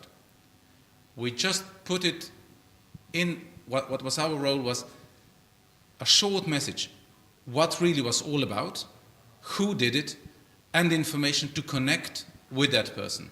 That was our role. So our message was what, who did it, and how to connect. We didn't translate it furthermore because then we would lose the edge. Also, we were often criticized that we are too shorted in our strategy. Because, for example, for the Danube strategy, we did the endless card. So you flip it 4 times, which is a small format, smaller than this one, and you flip it over. It's just pictures and virtually very little text, but with context, just to tease you. And that was the philosophy that we had, just to take the main message and to who did it and to relate to that. What about the goals?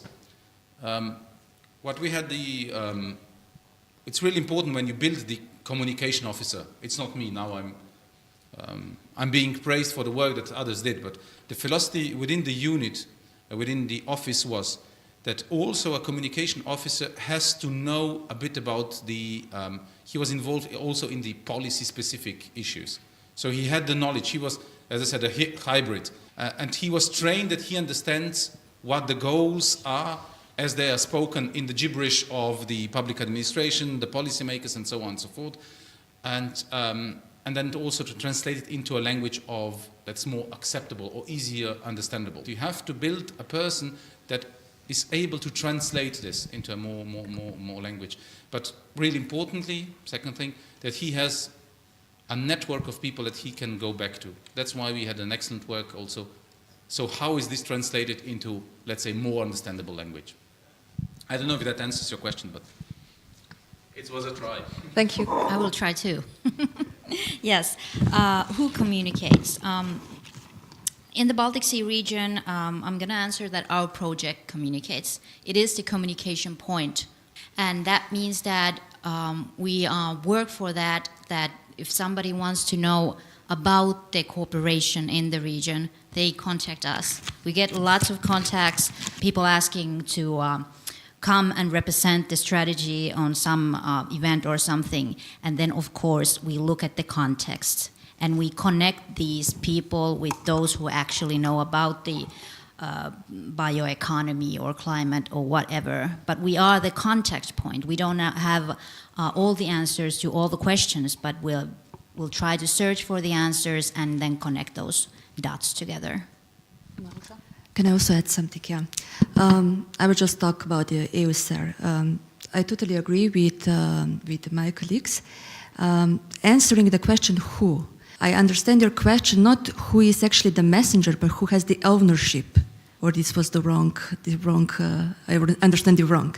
Because the communication officer is actually the messenger, but from my presentation, the communication officer cannot be the creator of the message, can be a transmission point and is some sort of also a creator. But to be a creator, he has to be or she has to be involved also in the content creation. Can be with big capacity building, so you are, try to build a communication officer who also has a policy knowledge, or you involve policy officers in a, how to say, institutionalized daily exchangement of information flow between the communication officer and the expert or the policy officer. So I don't know what would be a solution, but these two areas has to be, let's say, combined together. Otherwise, you're just having communication officer, you're hearing something, and you're just spreading out. This cannot be done, yeah.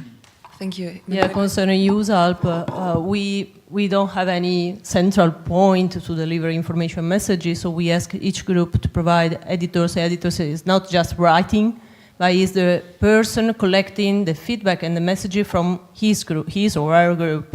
So representing in some way the will of the members and of the leader or leaders, and publishing that kind of content. In fact, in the website, for example, each editor can edit its own page and produce the content coherently with this group or subgroups, so with different topics and messages they want to deliver. As we come to an end, I would like to ask one final question to the panelists with a short answer. What do you think would be the macro regions without communication? Thank you. Macro region without communication, I think then we would have to ask, what is macro region? Because it's kind of like the point that if you have the macro region strategy, but you do not tell anyone about it, it doesn't really exist. Hmm. We would have a paper. Matija? I was in the black group yesterday. So I would say it would be just a good dinner. It would be just a good dinner. So yesterday we said it's macro-region strategies are, we don't have a clue, but the dinner was good. I think without the communication would be just a dinner. Or, and I think that's, just a dinner. Or even a bad dinner, because people wouldn't know each other. Or even don't know without the dinner. Or dinner without the guests. Thank you, Matija. You want to add something? Yeah, I will, how to say, present my point of view through communication. So, of course, it's important to talk. And more you are talking, the better it is. But it's also important to talk smart. Yeah, I think it will be just an empty box. We need the communication to have the content. Content is the relationship between people. Without communication, you are just producing words or rules or whatever, but empty. Thank you. So we point out once more the importance of the sustainability of the communication. I think that within this panel we had some nice beginning of recommendations coming out. It's all about cooperation now in the months and years to come. Each of you have a lot to learn from each other. We have a lot to learn from you and the other way around. So we will be strong by working all together to make macro regions known by all. So thank you very much for your attention, and I wish you a pleasant day.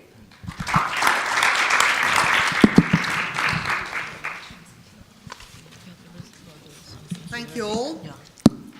Thank you for this insight and exchange among yourselves. But as Kirsi already said, there is no strategy without the implementation. And the conclusions from last year's Mediterranean Coast and EU Macro-Regional Strategy Week was one of the proposals to have a common horizontal pillar on media and communication for all 4 macro-regional strategies. But to give the recommendation is easy. More important and more difficult is how to implement it. So in order to try to come also to the implementation part, we did ask an experts to look in the 4 macro-regional strategies, but this is a desk work, not the live communication which we were just present, but to look at the papers, in particular, not to say this is really good and this is bad, but try to find, are there common elements in the 4 approaches? Could we build on these common elements, and is there sufficient content in order that we are able, from the professional expert point of view, to create something which would be a kind of a draft roadmap to derive to the horizontal pillar. And I'm delighted I can invite again Stojan to share with us the result of this assessment from the expert point of view. Stojan, please. Thank you, Andrea, for this introduction. Because you did a little bit of my work already, I wanted to explain the context for you not to be too harsh on what we did. Because basically, I think there is a certain risk in what I'll be presenting. For the insiders, there will be too little, because you already today explained more than we knew.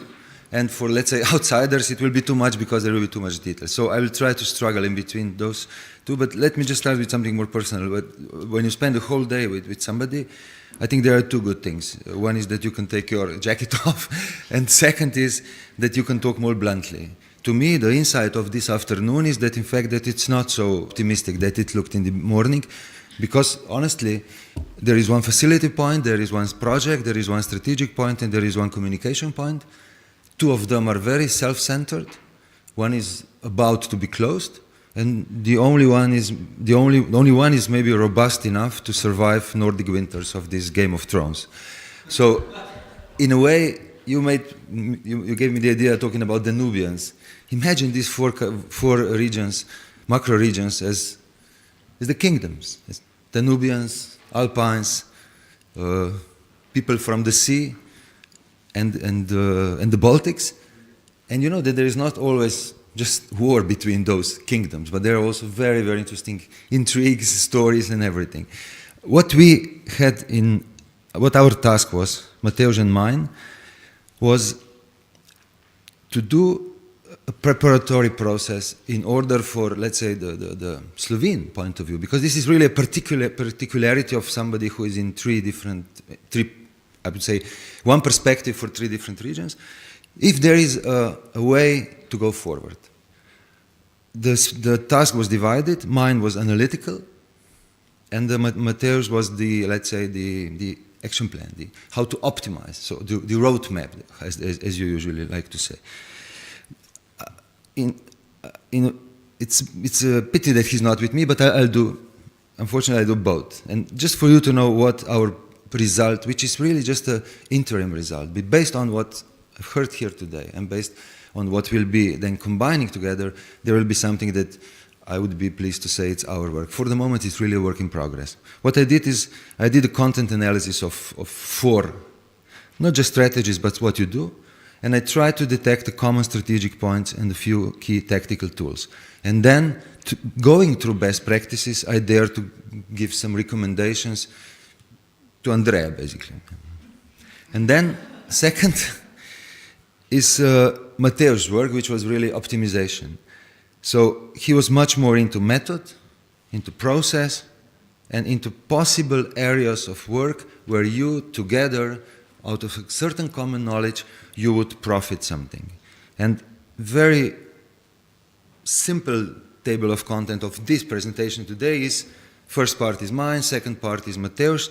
I'll talk about strategic points and tactical tools, practices and recommendations, and from his material I will take explanation of method, suggestion of process, and the areas of work. But as soon as you go a little bit into the details of areas of work, you will again find tools which are all the way up as the tactical tools and processes that are necessary to go there.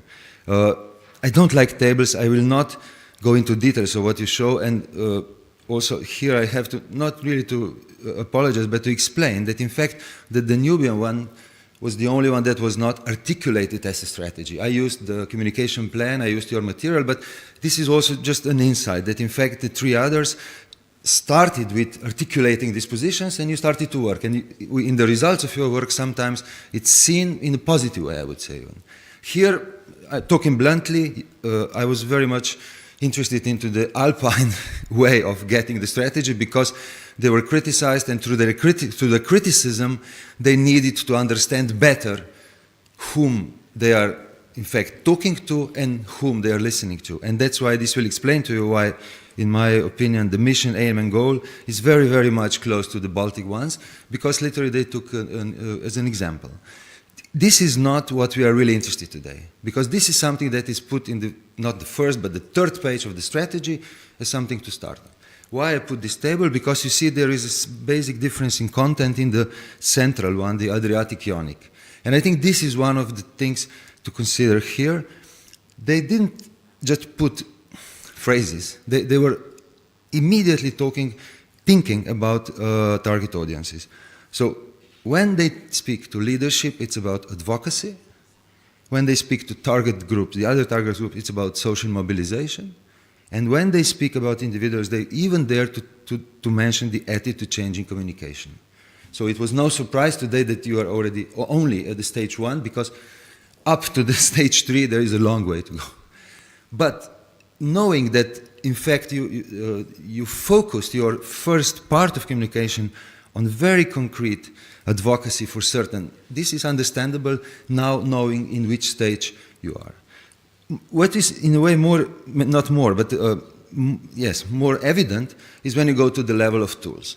So I will not go into the strategic points, because here you could see that in a way you could learn from each other even in the level of wordings, which is not always the best, because it would be better to translate the strategic pillars of your strategies into communication wording. But in tools, this is where it gets interesting. First, we can compare all 4 columns of the table, and some of them are evident. For example, of course, you all have web and social. You all have something to do with print in general, but some of you called it communication material, some publications, some branded material even. You go into events, and interestingly enough, not in all direct tools media are recognized as such. So what I did 2 things. I was first searching for something that is outstanding. It was more to ask you during the debate, for example, whether the stakeholder platform is just a virtual idea or is something that is really working, because that would be interesting for other partners to know, because I understand if you start with the advocacy, how important it is that you have this developed. On the other side, the Danubians, if you allow me this word, were really concrete about fact sheets, infographics, and one-pagers, which is a nice way to think about your tools, because then it really, you know how to focus. It's not about press release in 2 months, it's do I have enough data to create an infographic that will immediately correlate with somebody who is a specialist maybe in some media reduction. And I don't know personally the outcome of the optional idea of establishing an annual award. In some cases it's very interesting, in some cases it's simply too much of a work for something that doesn't directly create results. So on one side, the serious debate later on, and you will see from Mateusz designing the process where this debate can take place and time even, this is to bear in mind, not so much where you are all aligned or unified, as you say in other contexts, but where you are outstanding and where some things are missing. And again, they are not missing from the implementation, because you could not implement without visual identity, but the fact that you didn't reflect this into your strategy means that in fact you don't really think it's important, because it was not written as one of the key elements. On the other side, I really think that the fact that there is no media or events in this concrete tactical tools plan mean that you didn't have the time to do the conceptual strategy. I think for the serious academic paper like this is not, we should go to regions and talk with the target audience and see the results. Now, once you are on web and on material, you know that you are not in real life. But this is really where to start. Best practices is more tricky because, again, I mean, I thank Matija that this is not a gender now exercise. You know, me preaching to a group of ladies, or on the contrary, an old professor talking to young students. But please don't take this as a academic exercise, but more as a provocation. For my personal reading of strategies, the Baltics were the best in linking between messages and concrete, tangible projects. In literally translating what was done, not necessarily meaning projects, tangible projects, but what we are doing, where the messages are coming from. I mentioned already this Adriatic-Ionian distinction between advocacy to leadership and social mobilization of target groups. To me, it's really one of the key insights how to start the strategy. But in general, I think that the key topical pillars, and if you go on the web and you see the key topical pillars for each of these macro-regional strategies, they do dictate stories. So when you were explaining the problem of if this would be a company with two departments, when you are translating this metrics into the messages, it goes very well together because I suspect because they're reflecting a certain homogeneity of the strategy as such. So there could be no good communication strategy if the macro-regional strategy behind is not clear, at least. If not, in the messages there will be contradictions that are inherent to the I try to group them into three categories. These are, let's say, more strategic accent. On the formal processes, the way how the strategy was written, I think Baltic did the best in these work packages. This could be a lesson for all of you, how in fact you conceive your work, your practical work, how work packages should be packed in order to help your work and not just for the auditors to make click later. I think this is really a good practice. And again, they were both the new Alpine and before the Adriatic Union were insisting on monitoring and evaluation, not just per se, but explaining why it is important and even on this budget importance. It's not pleading for money, it's linking what they expect from us with what we can afford. As a, let's say, implementation successes, I think you, from Alpine, you mentioned the visuals, and really I think your web is showing how much it's also linked with the landscape, but doesn't matter. Maybe it's our Slovenian perspective. Your web shows how important the visual layer of the communication is. I apologize if I called the brochure for the beginners, but this was really the typical example of how simple, in fact, the complex things can be said. But in general, I think, and this is where I share Mateusz's view, web pages are already showing a certain consistency. And this is, if I have to speculate now, the answer to you. If you go to web pages, horizontality is already there. And why? Because this is the tool that allows you this. Whether it's translatable into reality or even more into managing processes, this is the question that was not luckily asked to me, but to Mateusz, and you will see his answers. But my recommendations, again, are grouped into three sets. One is the experience exchange, and you are telling us now that meetings make sense. Not these meetings per se, but meetings where it is allowed to participants to focus on concrete challenges and to share their practices. I think, again, I'm talking now from the EU, 3 years, it really helped us. The communicators were meeting twice, once in one of the countries and once in Brussels, and this was really useful. It was not about dinners, it was about getting to know on Monday morning what you will do better than you did. Then, of course, always when people gather like this, they think, now with all this virtuality, there could be a platform where we would put everything there. There is an idea, of course, for such a communication archive, but it's really tricky how it's first conceived and then managed, in order not to just be the rupotarnica, somewhere you just throw things after you have done. No, but you will see again from Mateusz that this came out through both of our processes. I was afraid to put number 2, but after listening to you today, I see that there is this frustration. There should be more professional implementation.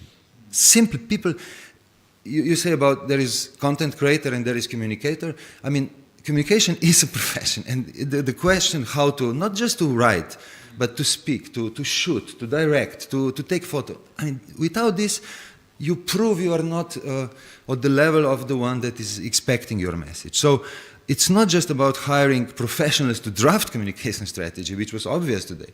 No, I think there's also the question of where you know your limits and where you have to outsource. Not always, not necessary, but the professionalism should be the criteria.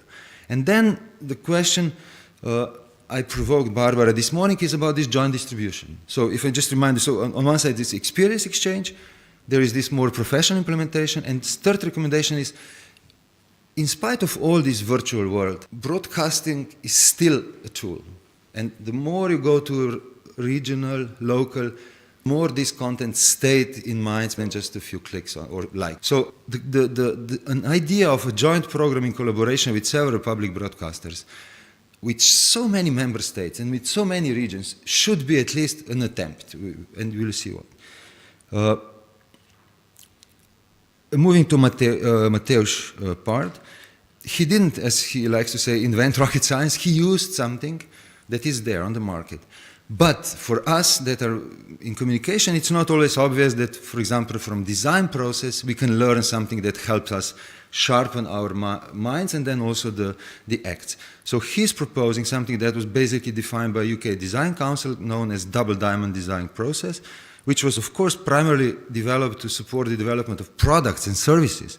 But he thinks that it's applicable to even to a process that you are now into already, not at the starting point. And I will point out exactly where he thinks you are.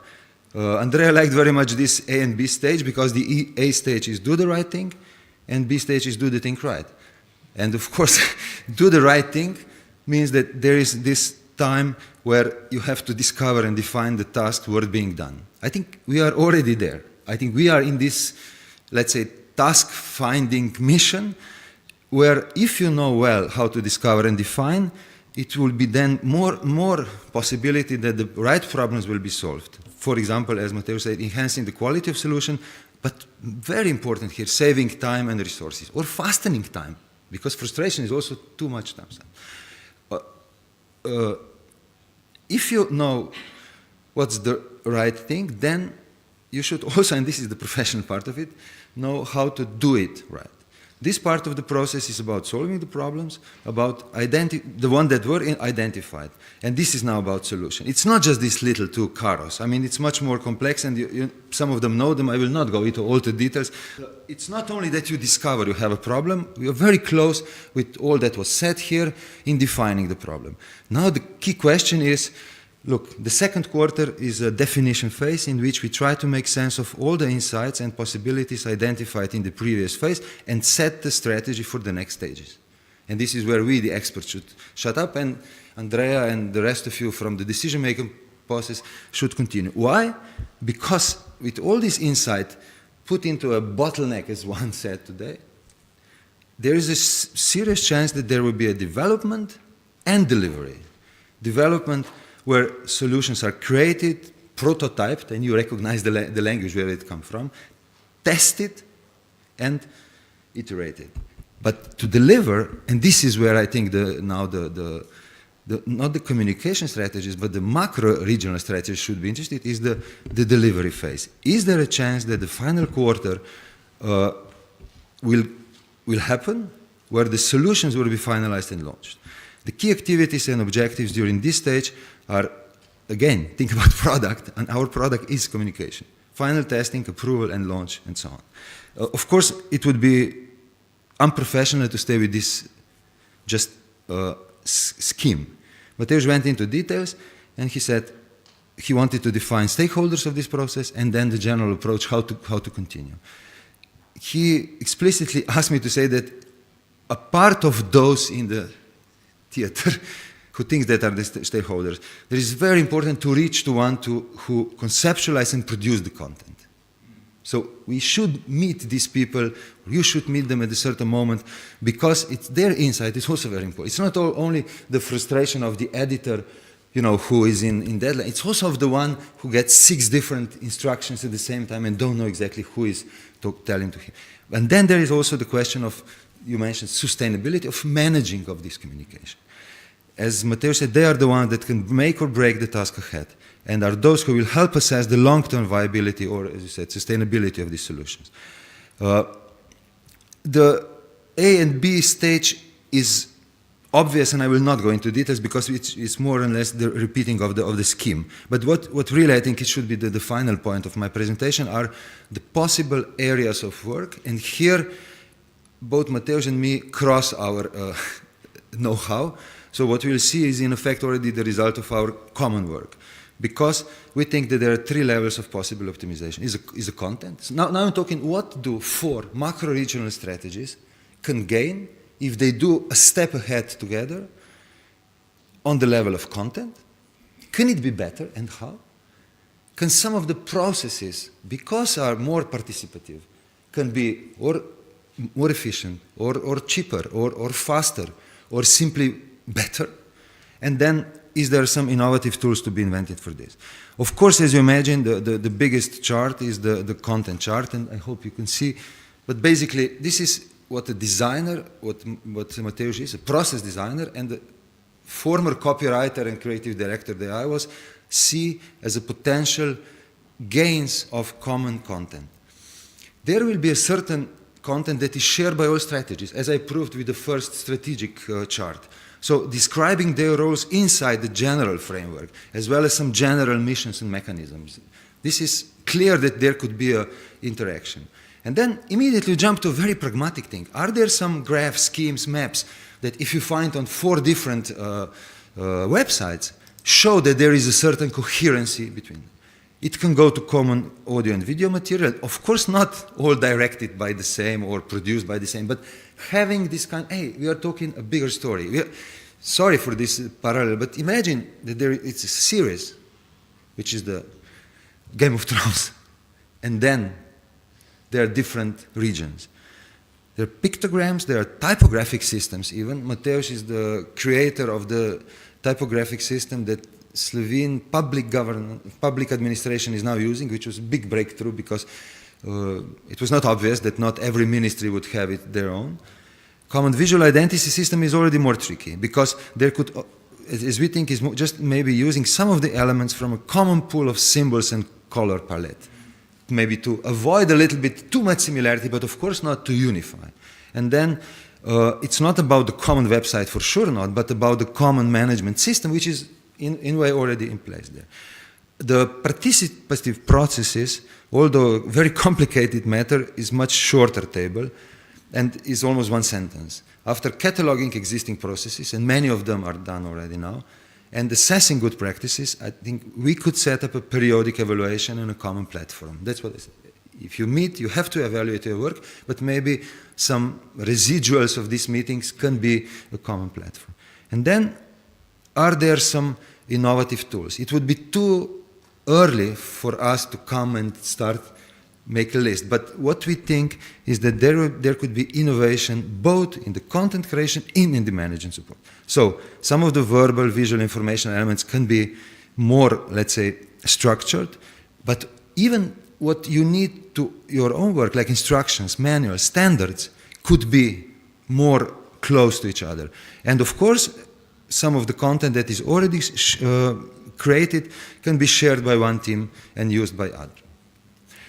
But all the time have in mind that we are not forgetting that there are different target audience and different strategic. It's not about getting one brand. No. It's really about optimizing, as the title of his work was. But once you are meeting and you start to spare your per diems, you start to meet online, to exchange lessons and asking colleagues from other regions. Maybe there will be from some, like we discussed the question of hunger and poverty before, maybe there will be some other macro-region somewhere else to exchange some. And finally, a debate about the joint distribution of common content is relevant in this sense. Once you're more closer together, maybe it's easier as a kind of power group also to speak with public broadcasters. So, and the last slide is, we wouldn't dare to make conclusions, you should do it, but Mateusz is thinking that this proposed process is flexible enough to be used in different ways, literally depending in which stage you are and what time and resources do you have. And he uses a phrase that there is enough low-hanging fruit. I didn't know this expression before, I like it. There is enough low-hanging fruit even now here to start, you know. So don't let them waste and rotten. Start with what is enough already at the reach of your hand in order to start creating a good marmalade. But in any case, what is important is that these conclusions and proposals are really validated and signed on by the stakeholders before the second stage. So that's why we are at this, let's say, peak of the first square, because without this, it will be just a nice meeting in Portorož. Only in this way we think but also us creating this will be able to provide operational, practical, and let's say viable or sustainable solutions. And that's the end of slideshow.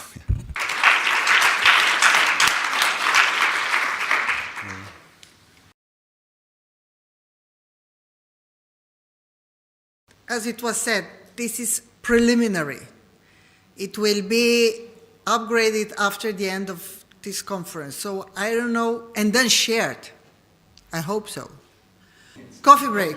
Okay, so we are here in 4:30 for the concluding part. Okay, thank you.